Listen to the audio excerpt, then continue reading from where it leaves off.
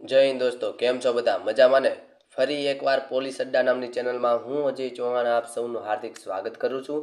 આજે આપણે જીસીઆરટી એટલે કે પાઠ્ય પુસ્તક આધારિત આપણે મોસ્ટ આઈએમપી એવા 20 પ્રશ્નો જોવાના છે. આજે આપણે ધોરણ 6 અને પાઠ પહેલો છે ચાલો ઇતિહાસ જાણીએ. એને આપણે મોસ્ટ આઈએમપી 20 પ્રશ્નો જોવાના છે. પહેલો પાઠ છે એ હાવ સહેલો છે અને બધાને આવડતા પણ હશે પ્રશ્ન. જો તમને જેટલા પ્રશ્નો આવડે એટલા કોમેન્ટમાં લખવાના છે બધાને. તો ચાલો આપણે શરૂઆત કરીએ. તમારી સામે સ્ક્રીન ઉપર છે પહેલો પ્રશ્ન. પ્રાચીન સમયમાં માનવી લખવા માટે શેનો ઉપયોગ કરતો હતો? પ્રાચીન સમયમાં છે એ માનવી લખવા માટે શેનો ઉપયોગ કરતો હતો? તમારી સામે સ્ક્રીન ઉપર જો ફોટો પણ મસ્ત મૂકેલો છે. એ ઓપ્શન છે તાડપત્રનો, બી ઓપ્શન છે 1 અને 4 બંને, સી ઓપ્શન છે કાગળ કે ડી ઓપ્શન છે ભોજપત્ર. તમને બધાને આ પ્રશ્ન આવડતો પણ હશે કારણ કે પહેલો પાઠ સાવ સહેલો છે. તો અહીંયા તમારો સાચો જવાબ આવશે બી ઓપ્શન રાઈટ આવશે. 1 અને 4 બંને આવશે. બરાબર. પ્રાચીન સમયમાં માનવી છે એ તાડપત્રનો પણ ઉપયોગ કરતો અને ભોજપત્રનો પણ ઉપયોગ કરતો. આ પણ યાદ રાખજો. ત્યાર પછી બીજો પ્રશ્ન તમારી સામે સ્ક્રીન ઉપર છે. ભારત નામનો ઉલ્લેખ સૌપ્રથમ શેમાંથી જોવા મળે છે? ભારત નામનો ઉલ્લેખ છે એ સૌપ્રથમ શેમાંથી મળે છે? તમારી સામે સ્ક્રીન ઉપર 4 ઓપ્શન છે. એ ઓપ્શન છે યજુર્વેદ, બી ઓપ્શન છે સામવેદ, સી ઓપ્શન છે અથર્વવેદ કે ડી ઓપ્શન છે ઋગ્વેદ. તો અહીંયા તમારો સાચો જવાબ કયો આવશે? તમને બધાને ખબર છે બાળપણમાં છે એ ભરત નામના રાજા હતા. એ સિંહ સાથે રમતા હતા. એવી વાયકા છે. એના નામ પરથી પણ ભારત નામ પડ્યું હોય એવું માનવામાં આવે છે. તો અહીંયા તમારો રાઈટ આન્સર આવશે ડી ઓપ્શન આવશે. બરાબર. ભારત નામનો ઉલ્લેખ છે સૌપ્રથમ શેમાંથી જોવા મળ્યો હતો? તો ઋગ્વેદમાંથી જોવા મળ્યો છે. ત્યાર પછી આગળનો સવાલ છે, ત્રીજો સવાલ છે તમારી સામે સ્ક્રીન ઉપર. હેમચંદ્રાચાર્ય લાઇબ્રેરી કઈ જગ્યાએ આવેલી છે? હેમચંદ્ર લાઇબ્રેરી કઈ જગ્યાએ આવેલી છે? એ ઓપ્શન છે પાટણમાં આવેલી છે, બી ઓપ્શન છે સુરતમાં આવેલી છે, સી ઓપ્શન છે અમદાવાદમાં આવેલી છે કે ડી ઓપ્શન છે ગાંધીનગરમાં આવેલી છે. તો અહીંયા તમારો સાચો જવાબ કયો આવશે? તમારે મને કોમેન્ટમાં લખવાનું છે.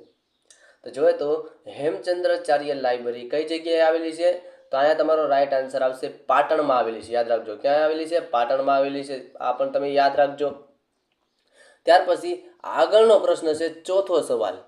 ભારત દેશ કેટલા નામોથી ઓળખાય છે? બરાબર. ભારત આપણો દેશ છે એ તો બધાને ખબર જ છે. બરાબર. પણ કેટલા નામોથી ઓળખાય છે? અને આ પાઠ્ય પુસ્તકનો પ્રશ્ન છે.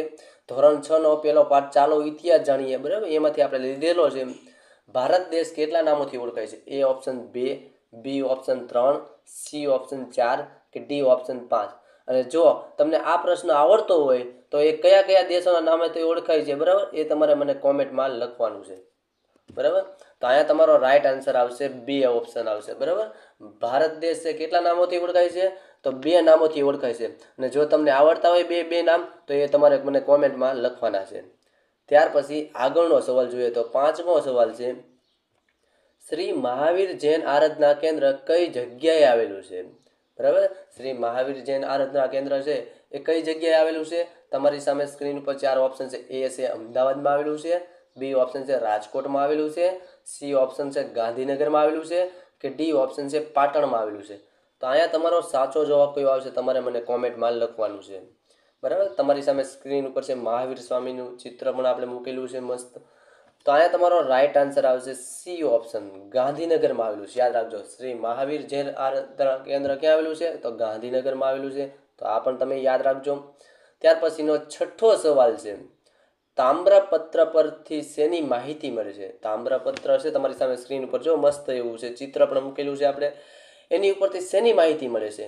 એ ઓપ્શન રાજાના નામ, બી ઓપ્શન છે રાજાનો ધર્મ, સી ઓપ્શન છે રાજાએ કરેલા દાન અને ડી ઓપ્શન છે ઉપરોક્ત તમામ. તો અહીંયા તમારો સાચો જવાબ કયો આવશે? તમારે મને કોમેન્ટમાં લખવાનું છે.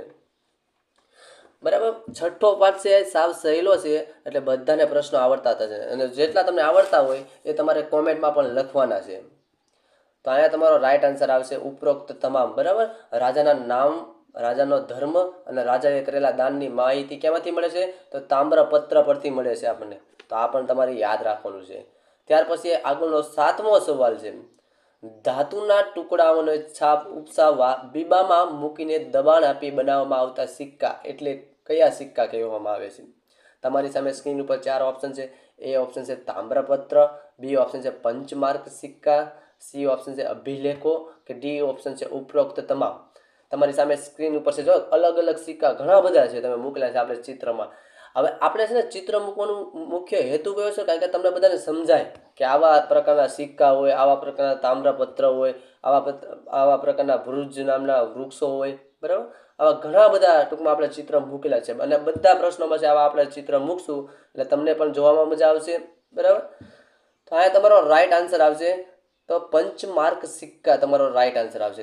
ધાતુના ટુકડાઓને છાપ ઉપસાવવા બીબામાં મૂકીને દબાણ આપી બનાવવામાં આવતા સિક્કા એટલે પંચમાર્ક સિક્કા તરીકે ઓળખવામાં આવે છે. ત્યાર પછી આગળનો સવાલ જોઈએ તો 8મો સવાલ છે તમારી સામે સ્ક્રીન ઉપર. ભોજ્ય અધ્યયન અને સંશોધન વિદ્યાભવન કઈ જગ્યાએ આવેલું છે? તમારી સામે સ્ક્રીન ઉપર 4 ઓપ્શન છે. એ છે ગાંધીનગરમાં આવેલું છે, બી ઓપ્શન છે અમદાવાદમાં આવેલું છે, સી ઓપ્શન છે પાટણમાં આવેલું છે, ડી ઓપ્શન છે રાજકોટમાં આવેલું છે. તો અહીંયા તમારો સાચો જવાબ કયો આવશે? ભોજ્ય અધ્યયન અને સંશોધન વિદ્યાભવન કઈ જગ્યાએ આવેલું છે? તો અહીંયા તમારો રાઈટ આન્સર કયો આવશે? તો અહીંયા તમારો સાચો જવાબ આવશે અમદાવાદ. યાદ રાખજો, બી ઓપ્શન રાઈટ આવશે, અમદાવાદમાં આવેલું છે. આ પણ તમારે યાદ રાખવાનું છે. ત્યાર પછી આગળનો સવાલ જોઈએ તો 9મો સવાલ છે તમારી સામે સ્ક્રીન ઉપર. સિક્કા પરથી શેની માહિતી મળે છે? જો તમારી સામે સ્ક્રીન ઉપર ફોટામાં મસ્ત એવા સિક્કા પણ છે, બરાબર. આ સિક્કા પરથી શેની માહિતી મળે છે આપને? એ ઓપ્શન રાજાનું નામ મળે છે, બી ઓપ્શન રાજાનો ધર્મ મળે છે, સી ઓપ્શન છે રાજાની સંસ્કૃતિ મળે છે, કે ડી ઓપ્શન છે ઉપરોક્ત તમામ માહિતી મળે છે. તો અહીંયા તમારો સાચો જવાબ કયો આવશે? તો આપ તમારે મને કોમેન્ટમાં કહેવાનું છે, બરાબર. સિક્કાઓ પરથી છે એ શેની માહિતી મળે છે? જો તમારે આ સિક્કા છે એમાં રાજાના ઘણા બધા ફોટા, રાણીના, રાજાના ઘણા બધા ફોટા પણ છે, બરાબર. પહેલા જમાનામાં આપણે પૈસા ને એવું બધું, નોટ ને બધું વધારે નહોતું, વધારે સિક્કા વધારે હતા. સોનાના સિક્કા છે, ચાંદીના સિક્કા છે, આવા સિક્કા વધારે હાલતા એટલે મિનિંગ કે હાલતા નહોતા, બરાબર. એટલે ટૂંકમાં એકબીજાને ટૂંકમાં દેવામાં આવતા પૈસા, ટૂંકમાં દાન સ્વરૂપે દેવામાં આવતા. અમુકને કામમાં હોય તો એનું મહેનતાણું આપવામાં આવતું, બરાબર. તો સિક્કા પરથી શેની માહિતી મળે છે?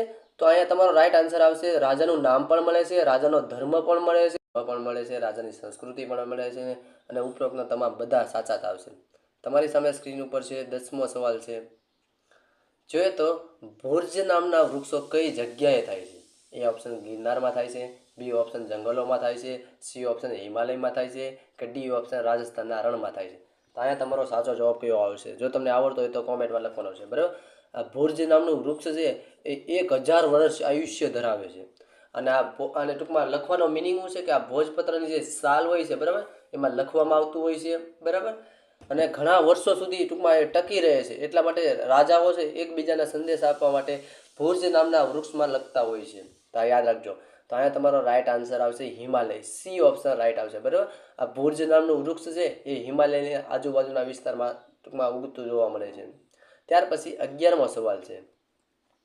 તામ્રપત્રમાં લખાણ શેના ઉપર કરવામાં આવતું હતું? તામ્રપત્ર છે એની પર લખાણ છે શેના ઉપર કરવામાં આવતું? એ ઓપ્શન પાંદડા ઉપર, બી ઓપ્શન કાગળ ઉપર, સી ઓપ્શન પથ્થર ઉપર, કે ડી ઓપ્શન છે તાંબાના પતરા ઉપર.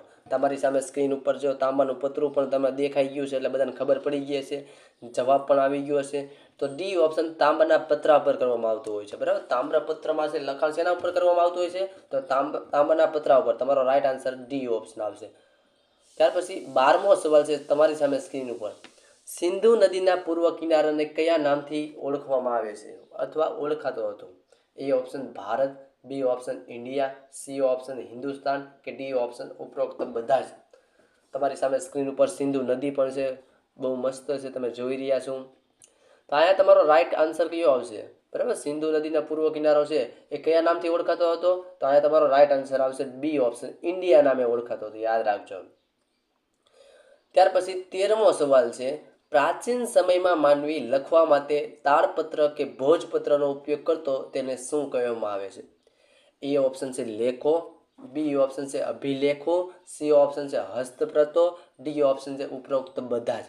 તમારી સામે સ્ક્રીન ઉપર જોઈ રહ્યા છો તાળપત્રો અને ભોજપત્ર બંનેના ચિત્ર પણ આપેલા છે. ન જોયા હોય તો જોઈ લો, આપણે ફોટો મસ્ત એવો મૂકી દીધેલો છે, બરાબર. તો પ્રાચીન સમયમાં માનવી છે લખવા માટે ને તાળપત્ર અને ભોજપત્રનો ઉપયોગ કરતો તેને આપણે શું કહે છે? તો સી ઓપ્શન રાઈટ આન્સર હસ્તપ્રતો કહેવામાં આવશે, યાદ રાખજો. આ પણ તમારે યાદ રાખવાનું છે. ત્યાર પછી 14મો સવાલ છે તમારી સામે સ્ક્રીન ઉપર. શિલાઓ અને પથ્થર પર કોતરાયેલા કે લખેલા લેખ એટલે શું કહેવામાં આવે છે? એ ઓપ્શન તામ્રપત્ર કહેવામાં આવે છે, બી ઓપ્શન ભોજપત્ર કહેવામાં આવે છે, સી ઓપ્શન અભિલેખો કહેવામાં આવે છે કે ડી ઓપ્શન ઉપરોક્ત તમામ કહેવામાં આવે છે. અહીંયા તમારો સાચો જવાબ કયો આવશે તમારે મને કોમેન્ટમાં લખવાનું છે. બરાબર, તમારી સામે સ્ક્રીન ઉપર જો પથ્થરો પણ દોરેલા છે, બરાબર, અથવા ચિત્રો મૂકેલા છે. દાખલા તરીકે જુનાગઢમાં, બરાબર, જે ગિરનારની તળેટીમાં જે અશોકનો શિલાલેખ આવેલો છે, બરાબર, એની અંદર લખેલું જ છે. બરાબર, એ લખાણને શું કહેવામાં આવે છે? તો અહીંયા તમારો રાઈટ આન્સર આવશે સી ઓપ્શન, અભિલેખો કહેવામાં આવે છે. આ યાદ રાખજો. અને આવા બધા મોટા મોટા પથ્થરો છે ને, તમને બધાને ખબર હશે, ડુંગર ને એવું બધો વિસ્તાર હોય ને, પથ્થર વિસ્તાર, એ સાઈડ વધારે મોટા મોટા પથ્થર જોવા મળે. અને જે લોકોએ આવા પથ્થર મોટા મોટા જોયા હોય તો કોમેન્ટમાં લખી દેજો. ત્યાર પછી 15મો સવાલ છે તમારી સામે સ્ક્રીન ઉપર. માનવ સમાજના ભૂતકાળની માહિતી આપતો વિષય એટલે શું? બરાબર, ભૂતકાળની જે માહિતી આપતો વિષય હોય એને શું કહેવામાં આવે છે? એ ઓપ્શન છે ભૂગોળ કહેવામાં આવે છે, બી ઓપ્શન છે રાજ્યશાસ્ત્ર કહેવામાં આવે છે, સી ઓપ્શન છે ઇતિહાસ કહેવામાં આવે છે કે ડી ઓપ્શન છે અર્થશાસ્ત્ર કહેવામાં આવે છે. તો અહીંયા તમારો સાચો જવાબ કયો આવશે તમારે મને કોમેન્ટમાં લખવાનું છે. તમારી સામે સ્ક્રીન ઉપર 4 ઓપ્શન પણ છે. તો અહીંયા તમારો સાચો જવાબ આવશે ઇતિહાસ કહેવામાં આવે છે. યાદ રાખજો, ઇતિહાસ એટલે ઘણો બધો જૂનો, એટલે ભૂતકાળની જે માહિતી મળે એને આપણે ઇતિહાસ જ કહેવામાં આવે. ત્યાર પછી 16મો સવાલ છે તમારી સામે સ્ક્રીન ઉપર. કયા રાજાઓના સિક્કા ખૂબ જ પ્રખ્યાત હતા? બરાબર, કયા એવા રાજાઓ છે જેના સિક્કા છે ખૂબ જ પ્રખ્યાત હતા? એ છે ગ્રીક રાજાના, બી ઓપ્શન છે મૌર્ય રાજાના, સી ઓપ્શન છે ગુપ્ત યુગના કે ડી ઓપ્શન છે ઉપરોક્ત તમામ રાજાના. બરાબર, તો અહીંયા તમારો સાચો જવાબ કયો આવશે તમારે કહેવાનું છે. તમારી સામે સ્ક્રીન પર રાજાનો ફોટો પણ છે. આ કયા રાજા છે જો તમને નામ આવડતો હોય તો પણ કોમેન્ટમાં લખી દેજો.